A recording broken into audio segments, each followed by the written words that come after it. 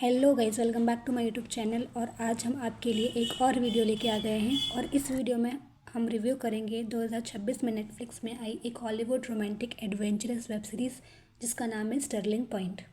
ये कहानी एक अनसुलझे रिश्ते में फंसी एक लड़की एनी जैकबसन और उसकी फैमिली की है। इस कहानी में एनी और उसका ट्विन ब्रदर कॉर्नर दोनों को पता चलता है कि उनके ग्रैंडफादर गॉर्डन ने मरने से पहले उनका नाम कनाडा के मस्कूका में प्रेजेंट एक आइलैंड उन्हें विरासत में दिया है। ये बात उनके पिता स्टीवन जैकबसन ने उनसे छुपा के रखी थी।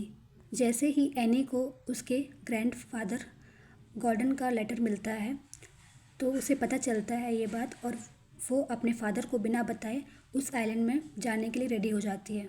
जब वो वहाँ पहुँचती है तो उसे रिसीव करने के लिए एक लड़का जिसका नाम एलेक्स है वो उसे उस आइलैंड में लेके जाता है।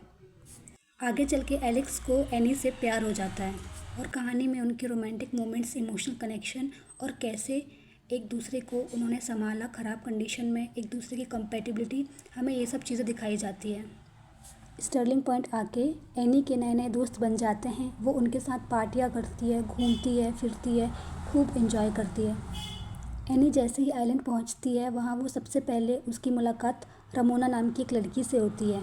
कहानी में रमोना का एक बहुत गहरा कनेक्शन बताया गया है जैकबसन फैमिली से और वो हमें आगे चल के पता चलेगा। रमोना एक आउटस्पोकन इंडिपेंडेंट लड़की है। वो शुरू में तो एनी को पसंद नहीं करती थी, फिर बाद में एनी के एफर्ट्स करने पर उनका एक ब्यूटीफुल सिस्टरहुड वाला बॉन्ड क्रिएट हो जाता है। जैसे जैसे कहानी के अनकहे राज उभरने लगते हैं तो एनी और रमोना के बीच कड़वाहट ख़त्म होने लगती है, उनके रिश्ते में मिठास आने लगती है। कहानी में रमोना की लव पार्टनर ऊना भी है जो कि सबसे पहले रमोना की एक अच्छी दोस्त, बेस्ट फ्रेंड हुआ करती थी। क्योंकि ऊना को लड़कियां पसंद है तो जैसे जैसे रमोना बड़ी होती है ऊना को उसके लिए अट्रैक्शन डेवलप होने लगता है और धीरे धीरे रमोना को भी ऊना के लिए फीलिंग्स आना शुरू हो जाती हैं और ऊना एंड रमोना के बीच में नज़दीकियाँ बढ़ने लगती हैं। कहानी में दोनों के ब्यूटीफुल रोमांटिक मोमेंट्स दिखाए गए हैं और उनके बीच में कभी कभी मिसअंडरस्टैंडिंग डेवलप होने लगती थी जिसके कारण से उनके रिश्ते में प्रॉब्लम आने लगी थी।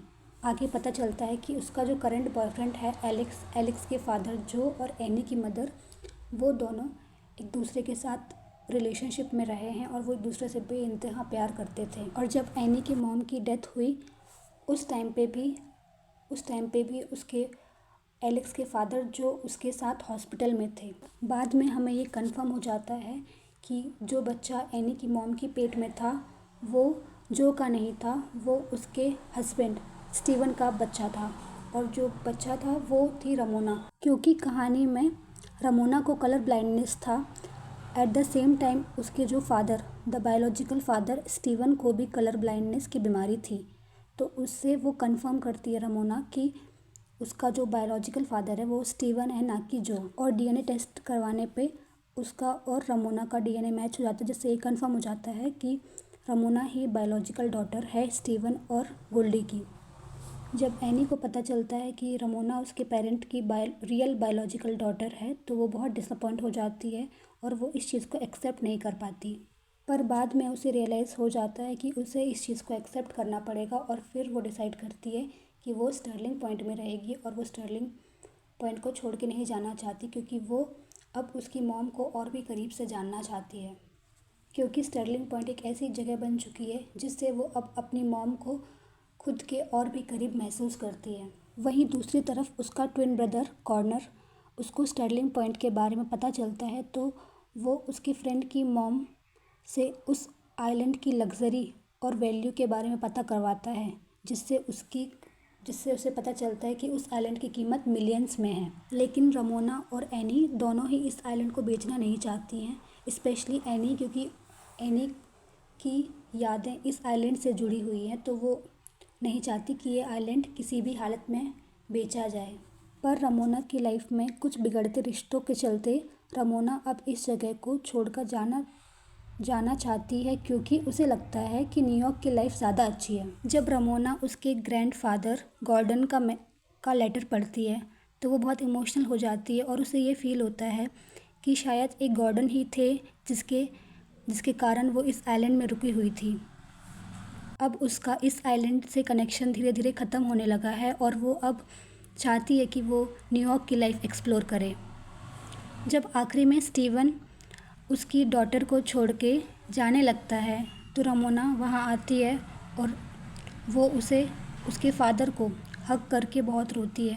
तब उसे रियलाइज़ होता है कि वो अपने पेरेंट्स की रियल डॉटर है, ना कि एक नाजायज़ औलाद है। और रमोना भी अब चाहती है कि अब उसे उसके रियल पेरेंट का अपनापन महसूस हो और वो उन्हें और करीब से जाने। एनी को लगता है कि रमोना बचपन से ही उस आइलैंड में पली बढ़ी और उसने अपना बचपन यहीं बिताया है, तो वो ऑलरेडी उसकी मॉम के करीब बचपन से ही थी। लेकिन एनी और कॉर्नर को हमेशा उसके डैड ने ही पाला है। एनी को न्यूयॉर्क में रह के अपने माँ को जानने का मौका नहीं मिला, पर अब उसे उसकी मॉम को और करीब से जानने के लिए इस आइलैंड में रहना होगा। फिर अंत में एनी अपने फादर को उसको न्यूयॉर्क साथ में ले जाने के लिए मना कर देती है, क्योंकि रमोना ने अपने फादर के साथ टाइम स्पेंड नहीं किया था। इसलिए स्टीवन रमोना को अपने साथ न्यूयॉर्क ले जाते हैं और स्टर्लिंग पॉइंट की डील कैंसिल हो जाती है। एंड में एनी उस आइलैंड में रह जाती है और यही कहानी ख़त्म हो जाती है।